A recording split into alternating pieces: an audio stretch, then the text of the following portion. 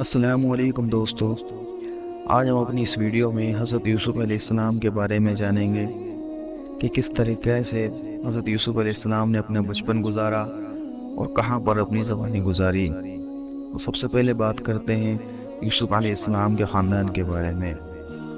حضرت یوسف علیہ السلام حضرت یعقوب علیہ السلام کے بیٹے اور حضرت ابراہیم علیہ السلام کے پڑ پوتے ہیں۔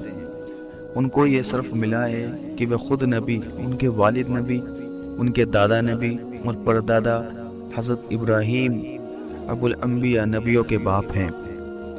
قرآن میں ان کا ذکر 26 بار آیا ہے اور ان کو یہ بھی فخر حاصل ہے کہ ان کے نام پر ایک سورہ یوسف قرآن میں موجود ہے، جو سبق اور نصیحت کا بے نظیر ذخیرہ ہے۔ اسی لیے قرآن مجید میں حضرت یوسف علیہ السلام کے واقعے کو احسن القصص کہا گیا ہے۔ حضرت یوسف علیہ السلام کا خواب اور یوسف کے بھائی شروع زندگی سے حضرت یوسف کی دماغی اور فطرتی استعداد دوسرے بھائیوں کے مقابلے میں بہت زیادہ اور نمایاں تھی۔ ساتھ ہی حضرت یعقوب علیہ السلام یوسف علیہ السلام کی پیشانی کا چمکتا ہوا نور نبوت پہچانتے اور اللہ کے ذریعے اس کی اطلاع پا چکے تھے۔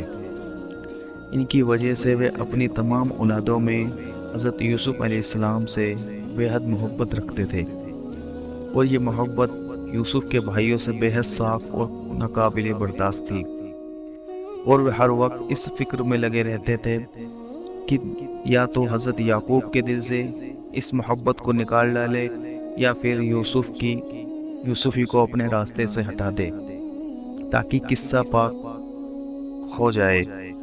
ان بھائیوں کی حسد و خیالات کو زبردست ٹھیس اس وقت لگی جب یوسف علیہ السلام نے خواب دیکھا کہ 11 ستارے اور سورج چاند ان کے سامنے سجدہ کر رہے ہیں۔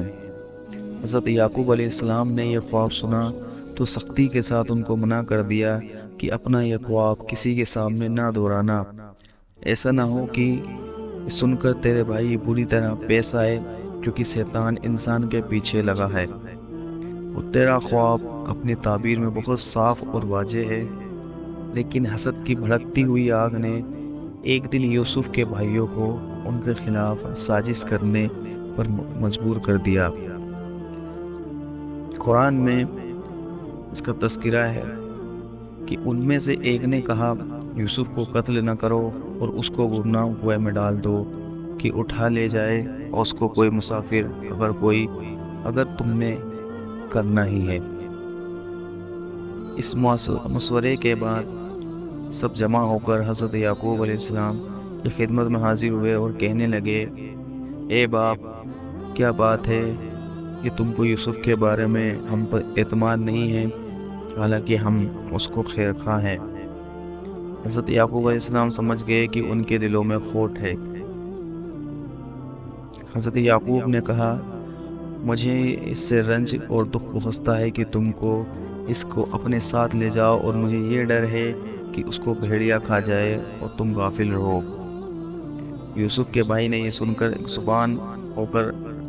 زبان ہو کر کہا، اگر کھا گیا اس کو بھیڑیا جبکہ ہم سب طاقتور ہیں تو بے شک اس شکل میں تو ہم نے سب کچھ گنوا دیا۔ قانون کا قوا۔ غرض یوسف علیہ السلام کے بھائی یوسف کو سیر کرانے کے بہانے لے گئے اور مشورے کے مطابق اس کو ایک ایسے کنویں میں ڈال دیا جس میں پانی نہ تھا اور مدت سے سوکھا پڑا تھا، اور واپسی میں اس کی قمیض اور کسی جانور کے خون سے تر کر کے روتے ہوئے حضرت یعقوب علیہ السلام کے پاس آئے اور کہنے لگے، اے باپ، اگرچہ ہم اپنی سچائی کا کتنا ہی یقین دلائیں مگر تم کو ہرگز یقین نہ آئے گا کہ ہم دوڑ میں ایک دوسرے سے آگے نکلنے میں لگے ہوئے تھے اور اچانک یوسف کو بھیڑیا اٹھا کر لے گیا۔ حضرت یعقوب علیہ السلام نے یوسف کے لباس کو دیکھا تو خون سے لت پت تھا، مگر کسی ایک جگہ سے بھی پھٹا ہوا نہ تھا اور نہ چاک دامن تھا۔ فوراً حقیقت بھاپ گئے، مگر بھڑکنے یا تان یا تکنیم کرنے وہ نفرت و حقارت کا طریقہ بجائے پیغمبرانہ علم و فراست کے ساتھ اس یہ بتا دیا کہ حقیقت کی کوشش کے باوجود تم اسے چھپا نہ سکے۔ یوسف علیہ السلام اور غلامی، ادھر سے یہ باتیں ہو رہی تھی، ادھر حجازی اسلامیوں کا ایک قافلہ شام سے مصر کو جا رہا تھا۔ کنواں دیکھ کر انہوں نے پانی کے لیے ڈول ڈال یوسف کو دیکھ کر جوش سے شور مچایا۔ مسارت ہو ایک غلام ہاتھ آیا۔ غرض اس طرح حضرت یوسف کو اسلامی تاجروں کے قافلے نے اپنا غلام بنا لیا اور تجارت کے مال کے ساتھ ان کو بھی مصر لے گئے اور بازار میں رواج کے مطابق بیچنے کے لیے پیش کر دیا۔ اسی وقت شاہی خاندان کا ایک رئیس مصری فوجوں کا افسر پوتیفار بازار سے گزر رہا تھا۔ اس نے ان کو خرید لیا اور اپنے گھر لا کر بیوی سے کہا، دیکھو اس کو عزت سے رکھو، کچھ عجب نہیں کہ یہ ہم کو فائدہ بخشے یا ہم اس کو اپنا بیٹا بنا لے۔ پوتیفار نے حضرت یوسف کو اولاد کی طرح عزت و احترام سے رکھا اور اپنے تمام معاملے اور دوسری ذمہ داریاں ان کے سپرد کر دی۔ یہ سب کچھ اللہ کی منشا کے مطابق ہو رہا تھا، اور اس طرح جگہ دی ہم نے یوسف کو اس ملک میں، اور اس واسطے کہ اس کو سوائے باتوں کا نتیجہ مطلب نکالنا، اور اللہ طاقتور رہتا ہے اپنے کاموں میں، لیکن اکثر آدمی ایسے ہیں جو جانتے نہیں۔ انشاءاللہ اگلے پارٹ میں عزیز مصر کی بیوی زلیخا اور یوسف علیہ السلام کے واقعے پر غور کریں گے۔